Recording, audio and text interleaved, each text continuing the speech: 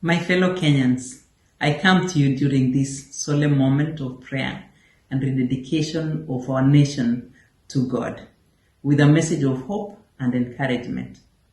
Having gone through time of great testing and distress, I can understand the situation you are all going through back at home.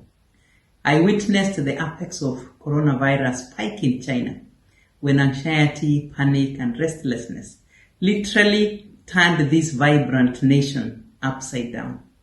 2 months down the line, and the tide has completely changed.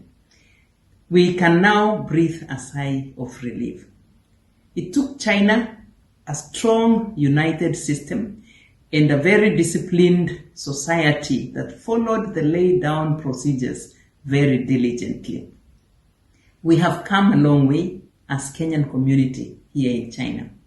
And we are happy to note that none of our citizens was infected by the deadly virus. We are grateful to the Almighty God for bringing us this far. Fellow Kenyans, it is possible to subdue this deadly virus. China is almost there, and I have no doubt that we can and we will overcome. The call to a national prayer day by our President, His Excellency Uhuru Kenyatta, is no ordinary call.